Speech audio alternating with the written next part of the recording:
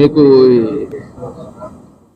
Scheme ద్వారా మీకు ఎలాంటి ఉపాధి దొరుకుతుంది, మీరు దీన్ని ఎలా భావిస్తున్నారు, దీని మీద మీ కామెంట్ ఏంది? చాలా ధర్మిక అంటే భూమాత అనేది చాలా రైతులకు ఉపయోగపడుతుంది, చాలా ఉపయోగపడుతుంది. మరి విలేజ్ల పంట తొందరగా ప్రాబ్లం కూడా సాల్వ్ అవుతుంది. కొత్త ఏంటంటే వీఆర్ఓ వీఆర్ఓ ఎత్తేసిండు ధరణి కాబట్టి కేసీఆర్ ప్రభుత్వంలో. ఈ ప్రభుత్వంలో విలేజ్కి ఒక వీఆర్ఓ ఉంటాడు. ఏమన్నా చిన్న ప్రాబ్లాలు ఉన్నా ఊరు వరకు కంప్లీట్ అయిపోతుంది. మళ్ళీ ఇప్పుడు ఇంతవరకు ఎవరు ఎక్కడ లేని కూడా మన తెలంగాణ ప్రభుత్వం ఇప్పుడు ఏం చేస్తుందంటే పాస్బుక్ మీద కూడా మన ల్యాండ్ మ్యాప్ కూడా ఇస్తుంది. అది కొత్త విధానం, అది కూడా బాగుంటుంది.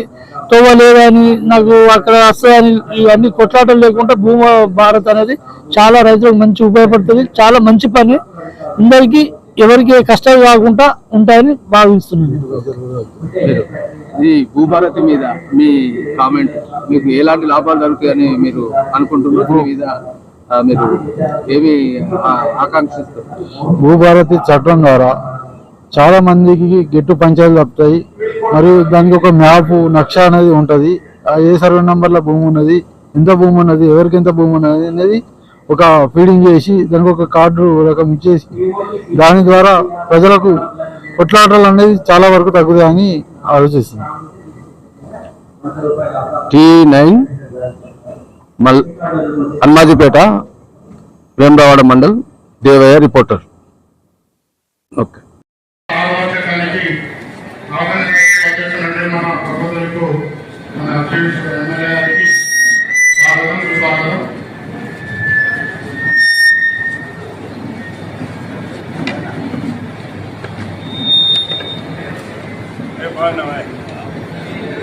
బాధ్యత పై అధికారులు పెట్టి ఇచ్చినట్టయితే ఆ రైతుకు ఇబ్బంది తలెత్తదని చెప్పని గతంలో పెట్టినటువంటి విధానాన్ని మళ్ళీ ఈసారి ఈ భూభారతం తీసుకొచ్చిన అంశాన్ని వారు చెప్పిన సందర్భంలో మనిషికి దేశంలో ఆధార్ కార్డు ఏ విధంగా ఉందో భూ యజమాని కూడా భూదాన్ కార్డు కూడా ఇవ్వాలని చెప్పి నిర్ణయం తీసుకున్నాడు.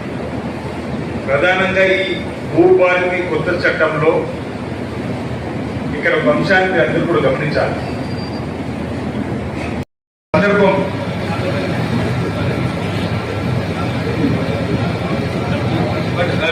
మనకి 42 మందికి లక్ష రూపాయలు పడ్డాయి. ఓ షాబాష్పల్లి విలేజ్ అనుకుంటే ఇక్కడ ఈ మండలం సమస్య షాబాష్పల్లి విలేజ్, అదేవిధంగా అటువంటి ఎదురులింగపేట, అటువంటి మీద వెంకటాపల్లి, ఇట్లా కొన్ని గ్రామాలు, కొత్తపేట, కొన్ని గ్రామాలను ఏవైతే ఉన్నాయో వారికి ఇవ్వడం జరిగిందని మాట చెప్తా ఉన్నాడు. దాంతో పాటు మనం ఈరోజు రేషన్ కార్డు ఇవ్వబోతా ఉన్నాం. ఇంచుమించు 30 లక్షల రేషన్ కార్డు కూడా కొత్త ఇవ్వబోతా ఉన్నాం. ఇందిరమ్మ ఇళ్లకు సంబంధించి కాబట్టి ఇంకా అనేకమైనటువంటి కార్యక్రమాలు మనం చేయడం కోసం ప్రయత్నం చేస్తూ ఉన్నాం.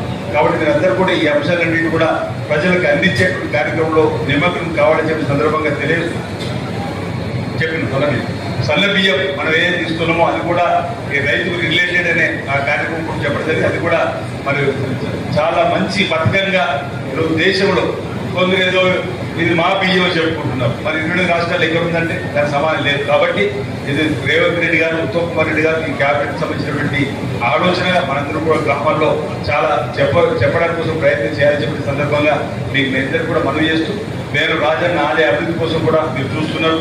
అక్కడ కూడా 3వ బ్రిడ్జ్ నిర్మాణం చూస్తున్నారు. పక్కన మర్రిపల్లి రిజర్వాయర్ నేను ఉరుకులు పరుగులు ఎత్తుతా ఉంది. అక్కడ ఇసుక ప్రాబ్లం ఉందంటే కూడా నేను కలెక్టర్ అయితే ఇన్వాల్వ్ అవుతున్నాను. మీ అందరూ మండల కంప్యూటర్ పంపిస్తున్నాం. ఈరోజు అభివృద్ధి అంటే ఆ విధంగా మనం ఇన్వాల్వ్మెంట్ అవుతాం అనేది ప్రజలకు చెప్పండి. ఈరోజు కలిపి సూరో ప్రాజెక్ట్ కనుక బలకపోయిన రిజర్వాయర్ ఉంటుంది ఈ ల్యాండ్ సమస్యలు. సో ఫ్రీ లీగల్ ఎయిడ్ కూడా ఉంటుంది. కోర్టులో కూడా కేసు వాళ్ళతో మీ తరఫు నుంచి పెట్టారు రెవెన్యూ కోర్టు. సో ఆ free legal advice, legal aid కి మీకు ప్రతి ఒక్క వ్యక్తికి ప్రతి ఒక్క జిల్లాలో మొత్తం లీగల్ సెల్ ఏర్పాటు చేసి ప్రొవిజన్స్ ఈ భూభారతి చట్టంలో చేయడం జరిగింది. ఓకే, నెక్స్ట్ ఉంది సో ఇప్పుడు లాస్ట్ టైం బాగా ఇప్పుడు అప్డేట్ అయింది చెప్పండి. ఇప్పుడు చెప్పండి 2016-17 లో అయింది. 2016-17 కదా, 16-17 లో అయిన తర్వాత ఎన్ని మార్పులు అయి ఉంటుంది బాగానే, కానీ అది ఇంక్లోజ్ చేయలేదు. కానీ ఇప్పటి నుంచి భూభారతి చట్టం ద్వారా 4 భూ రికార్డ్స్ ప్రతి ఒక్క విలేజ్ లో మెయింటైన్ చేయాల్సి వస్తుంది. ఒకటి land records, government land records, amendment ప్రతి సంవత్సరం ఏమేమి చేంజ్ అయితే ఆ రికార్డ్స్, అది 4 మీకు ఉన్న ఇరిగేషన్ రికార్డ్స్, ఎన్ని చెరువులు ఉన్నాయి, కాలువలు ఉన్నాయి, ఆ రికార్డ్స్ కూడా మెయింటైన్ చేయడం జరుగుతుంది.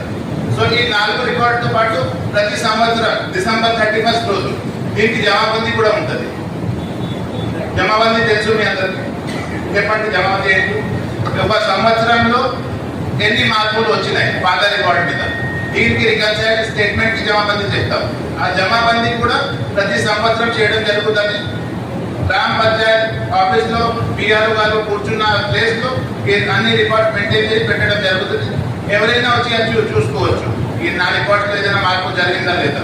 సో ఓపెన్ ఉంటుంది, ట్రాన్స్పరెన్సీ ఉంటుంది. పిఆర్ఓ కూడా వస్తున్నారు ప్రతి ఒక్క విలేజ్ కి ఈ చట్టం ద్వారా. సో ఆ చట్టం వల్ల కొత్త పిఆర్ఓ వస్తారు, ఈ రెవెన్యూ వ్యవస్థ అంతా బలపడతాయి అండ్ మీ అందరికీ లాభం జరుగుతుంది. సో సగం ప్రాబ్లం పిఆర్ఓ ఉన్న వల్ల ఇక్కడే సాల్వ్ అయిపోతాయి కదా. సో వాళ్ళే మొత్తం ఇక్కడ మీ భూమి ఇక్కడ ఉంది, అన్ని రికార్డ్స్ మీకు చూపిస్తారు, మీ అందరితో మాట్లాడి సాల్వ్ చేయగలుగుతారు. అండ్ మీ రికార్డ్స్ కూడా ఓపెన్ పబ్లిక్ లో ఉంటాయి కాబట్టి మీకు దీని మీద ఏం ఇబ్బంది రాదు. సో ఈ 4-5 పాయింట్స్ చాలా ఇంపార్టెంట్ ఉన్నాయి, అది మీరు గమనించండి. డీటెయిల్ గా మీరు సెక్షన్ వైజ్ ఒకసారి వెళ్ళండి, నేను కూడా ఇంటర్వ్యూ చేస్తాను.